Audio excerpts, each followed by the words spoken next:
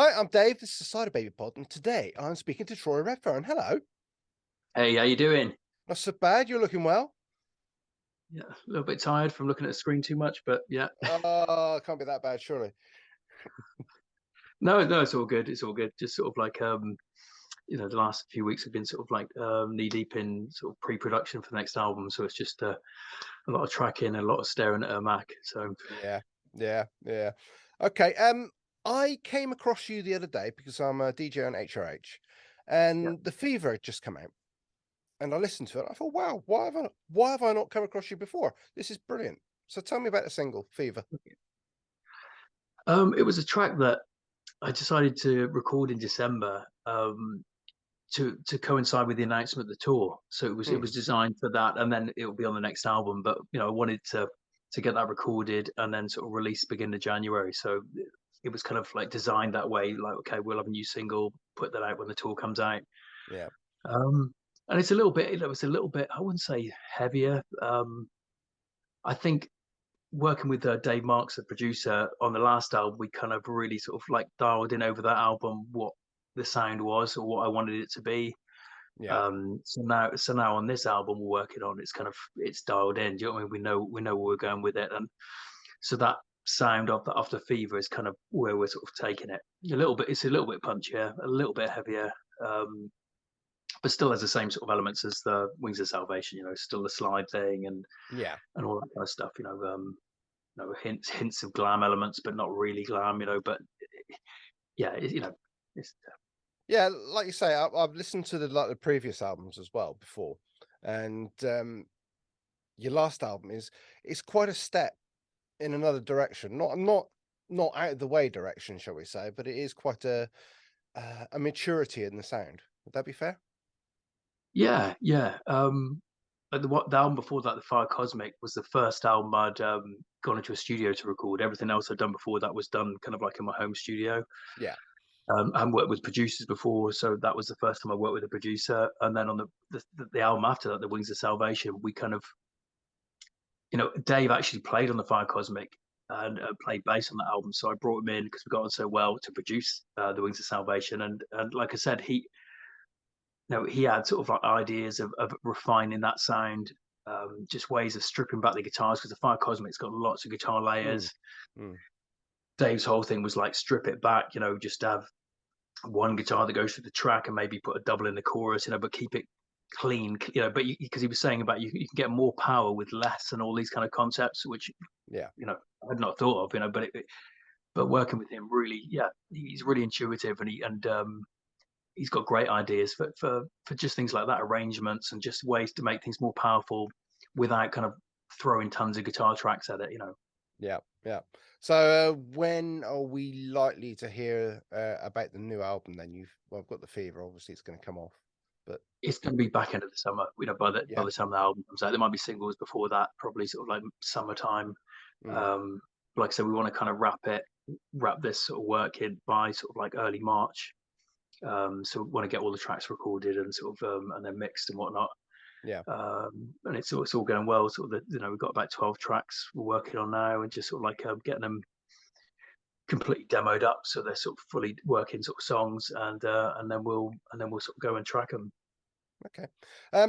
Well, I've got a list here on my side of my screen. You've got a tour coming up as well with the Commoners. Yeah, yeah. I'm out with the Commoners, amazing Canadian band, rockers, sort of like Black Crowes ballpark. They're just Yeah, phenomenal band. A lot of those bands over in Canada, like are just brilliant. Like the Damn Truth, you've probably heard of those guys. There's a lot of bands coming out of Canada that are great. So yeah, it's a co-headline show. We'll be doing an hour each night and swapping the headline each night.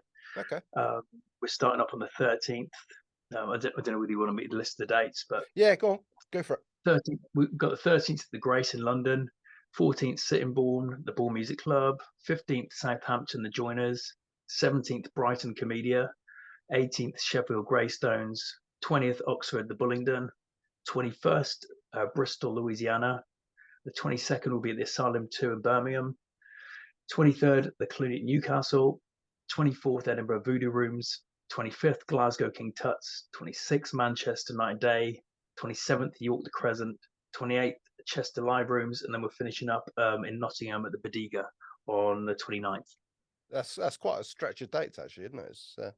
It's pretty much back to back. There's a couple of gaps in there. I think there's 2 days off, but it's a nice run. It's a nice compact, because normally when I've been doing since COVID, I've been on about 5 or 6 support tours with bands, and generally they do them over the month, and they do like blocks of 3, like Thursday, Yeah, Friday, Saturday, or Thursday, yeah, Friday, Saturday, Sunday.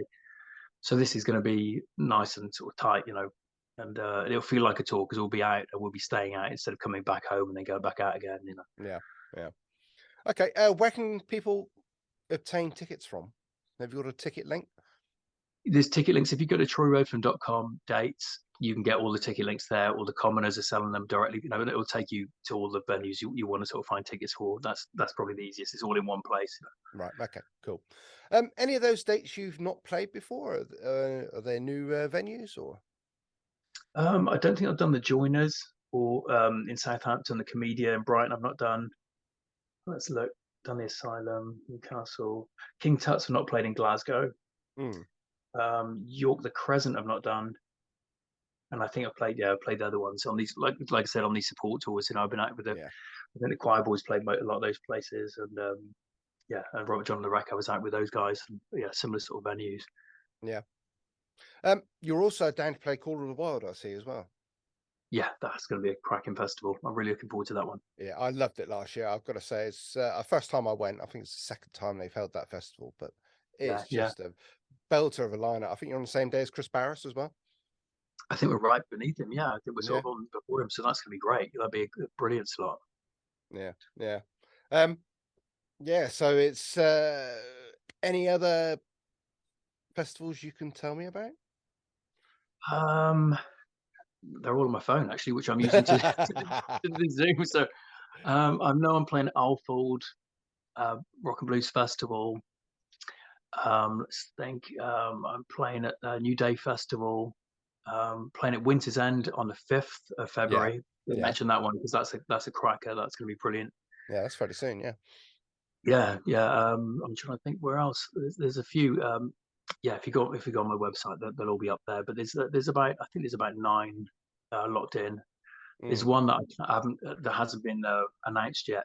That's an absolute cracker that has just come in recently. So I'm really looking forward. I can't say what it is, but it's a belter. So that's oh, coming go up. on. You can tell me. Nobody's listening. I really can't, because if any, I'll get throttled or knocked off the bill if it gets out that I've said. Okay, Uh, cool.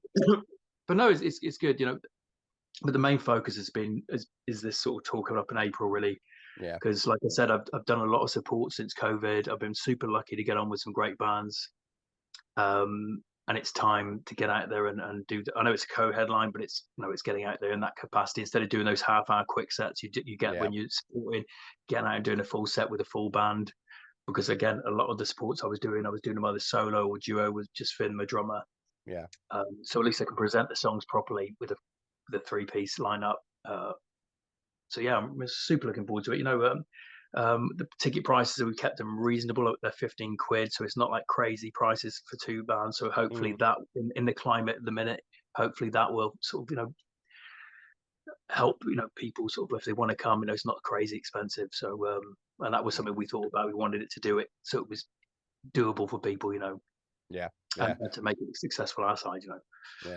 I think I bought tickets for Blackstone Cherry the other day, and they're £45 plus, and it's like, Yeah, yeah, I think it's a sort of like any of the big bands, it's and that's fairly cheap. With bigger bands still, I don't know, like I don't know how much the Def Leppard Motley Crue thing would be, but that would be mm, I don't know 100 quid maybe or something like that. yeah, yeah. And if you've got 3 or 4 people, a family going, it's a lot of money, isn't it?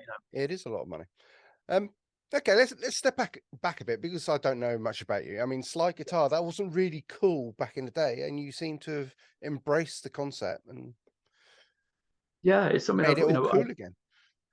well, there's I kind of like I was in a band before. I was doing my own thing called Electric Blues Reaction, and we did that for about 10 years, I think. And that was more regional, just like in these counties here over where I am. I'm based on the Welsh border by a place called Hay and Wye.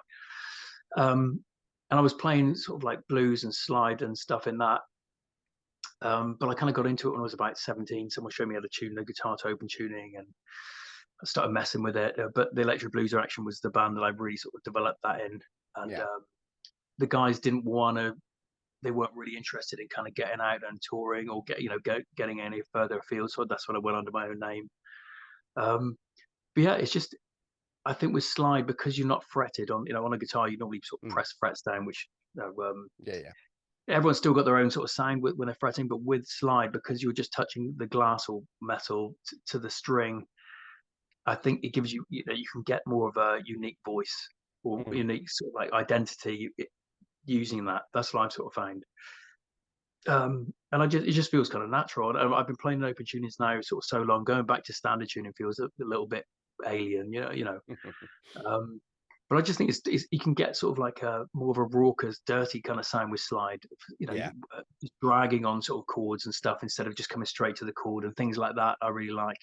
Mm. So you can get more swagger in the kind of sound, and no, I love it. I absolutely love it, and a lot of this set we do, there's improvisational bits in there. We sort of like, and again, that really flows and feels natural playing slide in that kind of context. And that's and again, I get can't wait to get out and sort of and play again. It seems like ages since we've been out. But yeah, it should all be good. Okay. Just what made you go in the direction of blues and slide in the first place? And well, we covered slide, but what was the blues angle? I mean, you must have been growing up listening to it, or Yeah, well, when I was, I think it was 10, when Back to the Future came out in '85. yeah. Um, I saw the Johnny B. Good thing that really put me on the direction I wanted to play guitar, and I think I would have been about 13, and I was getting into Hendrix and sort of the Beatles and all the foundation sort of bands. You know what I mean? You Mm. get into, and someone lent me a Son House album, and I don't know if you know Son House, but he's the guy Robert Johnson sort of used to go and listen to when he was young, and he plays resonator guitar with slide, and it's very um, raw and primitive. You know, it's just like Yeah. there's no finesse, but it's just like there's just a realness to that kind of stuff. There's just something about it that it's kind of it's kind of like real and from the heart. So that was my first kind of exposure to that sort of music, and I think that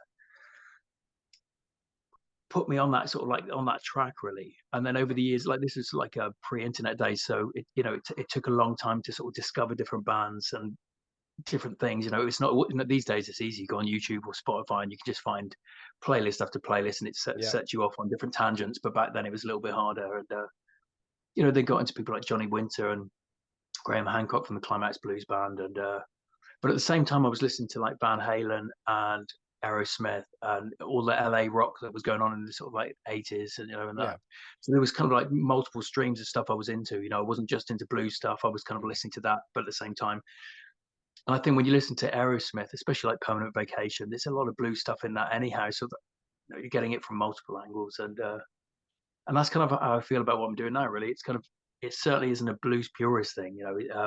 They would probably hate what I do because it's not straight blues, but it's kind of underpinned, in that. It's in the same way, I suppose, like Zeppelin. You know what I mean? Mm. Zeppelin would be classed as rock, but their influences and their underpinning is definitely sort of like a blues thing.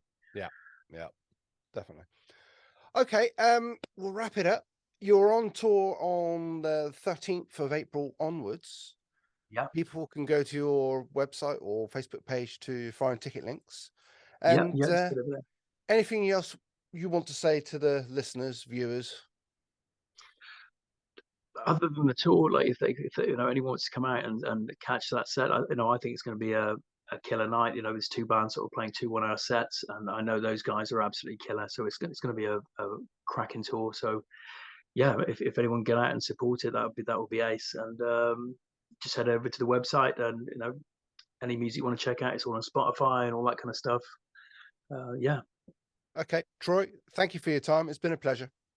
thank you. Appreciate you having me on, man.